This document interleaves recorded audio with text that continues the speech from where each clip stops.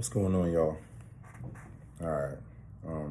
I got something really deep that's on my mind, and I won't have peace until I record this because it's been on my mind since last night. There's something interesting about the word. What I mean by word, I mean word, literally a word. For example, if you just take a court system, the judge says, Mr. or Mrs. name of person, you're hereby sentenced to 10 years in prison. That's all they need to say, and automatically that person is handcuffed. They're taken to jail. There's paperwork processed. That information makes it to their personal profile, to they have a criminal record simply because a word was released. Please stay with me, y'all. Stay with me. So there's power in the word. There is something magical about the word. Now, there's some people listening to this video right now. Some of the problems you have is because you don't understand the power of what you say and the power of the word. Let's take an example. If you look at all the top CEOs in all Fortune companies and any CEO that's thriving, one of the things that they all have in common is that they do a lot of reading, specifically reading books. Why? Because the words in the book provide us, they're almost like a magic, a certain kind of magic that they put in their head that changes how they process information, how they deliver information, how they implement strategy, and how they come up with business ideas to stay profitable, to stay wealthy. So there is power in the word. Now, for those of you who are Christians, in the Bible it says that you need to read the word and meditate on the word day in and day out. So at night and in the morning, you need to read the word because there's power in the word. Let me give you an example.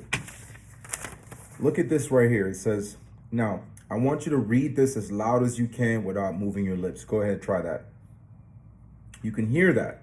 That means that whatever you read goes into your brain and can suggest certain things. Now, if you took these words and you said it out loud to someone, you have directly given or delivered a curse. You have sent negative energy to that person by pronouncing these words. Now, let's flip it around. Say this out loud as possible. It almost feels like you shouldn't even yell it, right? It feels calmer to say it. Now, notice when you read this, there's a voice that you heard, just like a voice that you heard when you read this. Both are words, okay? And if you took this word here and you said it to someone, you have delivered a curse. You have delivered a negative feeling, a negative emotion. If you took this word over here, this very same tongue has delivered a positive energy, a positive message, an uplifting and encouraging message to someone else. That's because you read the word. You read it and you said it out. Now, you can say it internally because there's privacy in your mind, but notice there's a voice in there. So what am I saying, y'all? Y'all got to be careful if you're not reading. So here's what happens. The human mind, the human system has been created by our creator that you can read with your eyes, which delivers that information to your brain, which is directly connected to your soul. So when you read, you are taking information and energy from these words into your brain that goes into your soul. When it gets into your soul, it becomes energy that you can pronounce with your lips, your tongue, right? That means that if you are not reading, then the only way you can get information relies on what you see, visual objects like, a car, a plane, someone walking, what you hear, your audio senses, and what you feel, that you start processing information. So if you close your eyes, all of a sudden you start to depend on, and also what you smell, I forgot that. So if you close your eyes and your nose starts to look for more information, your ears start to look for more information. If you're deaf and your eyes are closed, you start to rely on touch. Now, it is critical to be aware that reading something like this provides a positive energy for this and provides a positive energy for your soul. I might be wrong that the soul's not here or there. I'm just using, on this side, but I'm only here because I'm left-handed, so forgive me. But it is important to read. When you read something positive, it creates a positive energy in here. The absence of reading, you start to rely on your visual, your nose, and your ears. And if you look at the world that we live in and this planet that we're on, we are in a world that's full of negative energy. There's always traffic. A lot of the information we process visually are warning signs. Lane closed ahead, traffic coming up ahead, be prepared to merge the next lane. There's nothing necessarily positive that's written out there. That's why you'll find memes on social media floating around a little faster, because a lot of times those memes contain something positive or something uplifting or encouraging that we don't see often. So we see a little meme, we start feeling good about ourselves. So I want to speak to someone today. You need to spend time reading the word. And as a Christian, I would tell you, and even not a Christian, read the Bible. It is full of positive energy. To some degree, some scary stuff. But you have to be a little bit deeper in your faith to understand that scary stuff is because there is a God. His name is Yahweh, and he doesn't play around. So when you screw up, he's not, but thank God for Jesus Christ that he can show mercy. So there's someone watching this video. You need to spend time reading the word. You need to spend time putting positive energy back in here so that it moves into your soul. And then when you open your mouth and you release that energy, it is going to be positive to wherever it goes to. Do not rely on your audio senses only, because the world is surrounded by negative energy from your audio. You tune the radio station, they're talking about clubbing and all that other junk that really takes you nowhere. But if you're listening to gospel music to some degree, or an uplifting or encouraging motivational speech, it puts positive energy in here.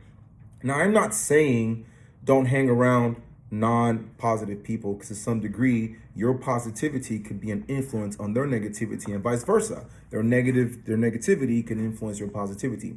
What I'm saying is focus on filling your senses, particularly your visual senses, with the word, and listening with your audio senses with something positive and motivational, so that what this takes in and what this takes in affects what this process is and how this feels. So when this opens up, it releases something positive.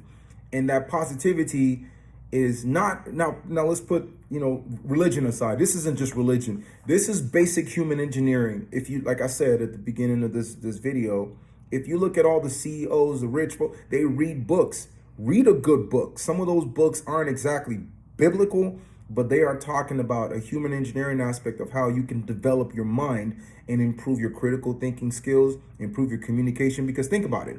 If I told you right now, I want you to go to that Homo sapien and tell him that I like your muscular structure.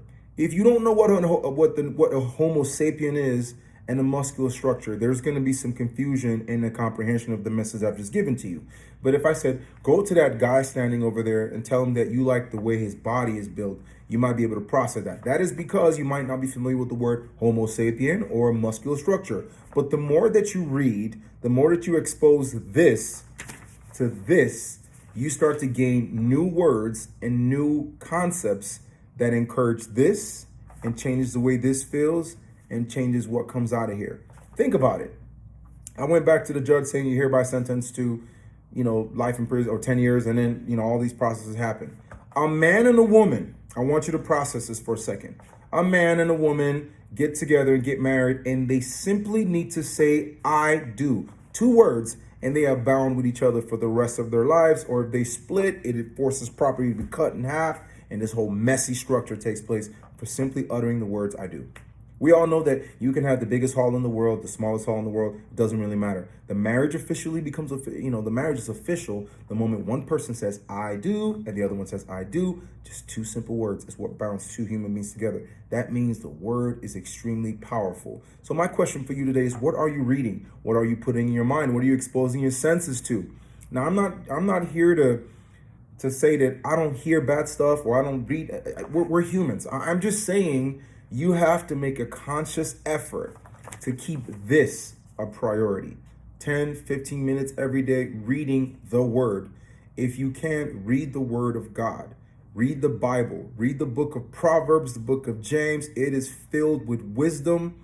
And why is this important? Because there are some aspects of your life, there is a journey in your life that you need the word. You cannot do it with your mortal strength. You cannot do it with the little knowledge that you have. You cannot do it with your abilities have limits. If I told you to pick up a car by yourself, you simply cannot. But you can call a company and say, I need you to come over to my house and pick up my vehicle. Maybe it's going to cost you some money or whatever, but you have released a word that has lifted that vehicle without your physical strength. So I'm saying to somebody today, you're in a chapter in your life that you need the word. I'm sorry, but not sorry to tell you this. You need the word. You're trying to do this with everything else, but you need the word. But you want to know something? Y'all ready for this part? The word will break you. The word will put you in check. The word will expose all of the crap that you're trying to hide from your reality. So get ready when you open up the word, and I'm not, now it could be a good book, but my point is make an effort every day, 10 minutes, 15 minutes to read. Put words in your mind because they develop your critical thinking. It improves your strategic mindset, and it helps you tackle some of the problems that you are facing right now. What am I saying? Why am I saying all this? I used to be in the other side where I didn't understand. The moment I started reading the word, you start to see that there is a cheat code that is hidden in the word. There, especially in the Bible. You know, for those of you who don't believe in Jesus Christ, I'm praying for you because I don't understand how I got this far in believing, but there is something magical about the word. There is something extremely powerful about the word that I cannot put into words. You have to read it, and you will start, and certain things start to, the Holy Spirit start exposing certain things to your mind that it's out of this world. You know that that's not your own intuition, But I don't know who this message is for, but I was meditating, reading the word last night, and this came to me so hard, and I couldn't do anything. I'm in my office, I couldn't do anything, and now I feel like I'm ready to work because I've let this out. But whoever you are, focus on the word. Remember, if you're reading this, you are cursing people. And if you read in the book of James, the Bible talks about the tongue being the one thing that cannot be tamed, okay? Our tongue is capable of pronouncing good and is capable of pronouncing evil. That very same judge can say, you know what? After reviewing all the evidence, which are words, right? We find the defendant not guilty and all charges have been dismissed. And just like that, everyone drops every charges and that's a free person, right? Because the word was spoken. Now, the judge was influenced by the words that he read, whether it's testimonials or the evidence. So the words also influence the decision that comes out of the mouth of the judge. Now, of course, you can say the person is guilty or not guilty, yes. But it ultimately comes down to the word, because whether we like it or not, in our justice system, we've had people that are in prison that were innocently accused because the word was spoken.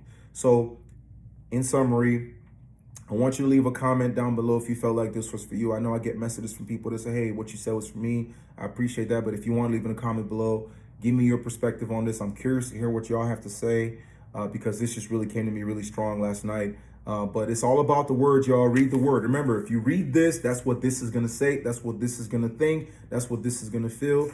And then this, if you read that, same process.